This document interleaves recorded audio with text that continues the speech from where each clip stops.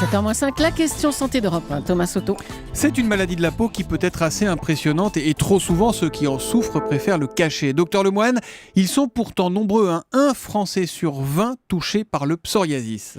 Le psoriasis peut survenir à n'importe quel âge, plus volontiers entre 10 et 30 ans. Il se manifeste par des plaques rouges ou de pellicules blanchâtres qui se détachent.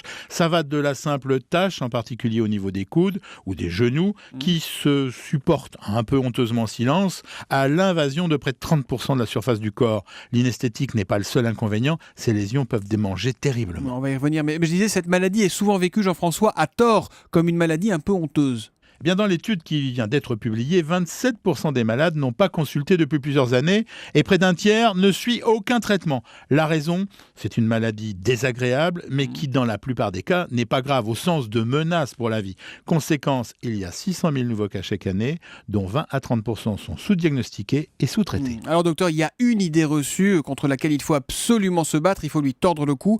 Non, le psoriasis n'est pas contagieux. Alors, il faut affirmer haut et fort que le psoriasis n'est pas une maladie contagieuse et que la vie doit être normale, sans précaution particulière.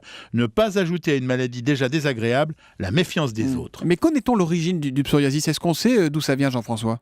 Alors l'hypothèse la plus souvent retenue fait du psoriasis une maladie auto-immune. C'est un mot compliqué auquel il va falloir s'habituer parce que toutes ces maladies auto-immunes très compliquées représentent la troisième cause de souffrance après les maladies cardiovasculaires et les cancers. Elles ont en commun le même mécanisme. Notre système de défense, que l'on appelle le système immunitaire, a perdu la raison. Les maladies auto-immunes, ce sont des soldats qui retournent leurs armes contre leur propre camp. Le psoriasis est donc bien autre chose qu'une maladie de la peau. On doit le considérer comme une maladie inflammatoire générale. Et ça peut donc être plus grave qu'une simple maladie de peau. Oui, ça peut dégénérer en rhumatisme et les gens atteints de psoriasis ont un risque plus élevé de développer une maladie cardiaque que les autres. Bon docteur, alors comment on le soigne ce psoriasis, sachant, si je vous ai bien suivi, qu'il faut aller le plus vite possible Bien, il existe d'abord de nombreux traitements pour blanchir les taches, donc le rendre discret. Pour les formes graves ou les complications comme les rhumatismes, il y a désormais des médicaments très puissants. La médecine n'avait pas connu une telle révolution depuis l'arrivée des anti-inflammatoires dans les années 50. Seul bémol, le coût, plusieurs milliers d'euros par an et pour plusieurs années. Toutefois, il existe plusieurs médicaments et la concurrence doit inévitablement faire baisser les prix.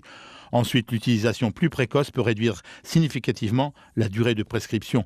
Enfin, le soulagement d'une maladie doit être évalué économiquement en termes de réduction des arrêts de travail, des hospitalisations et des handicaps, un calcul qui n'est pas toujours effectué. La question santé du docteur Lemoine, c'est tous les matins à 7h-5 sur Europe 1. Demain matin, Jean-François.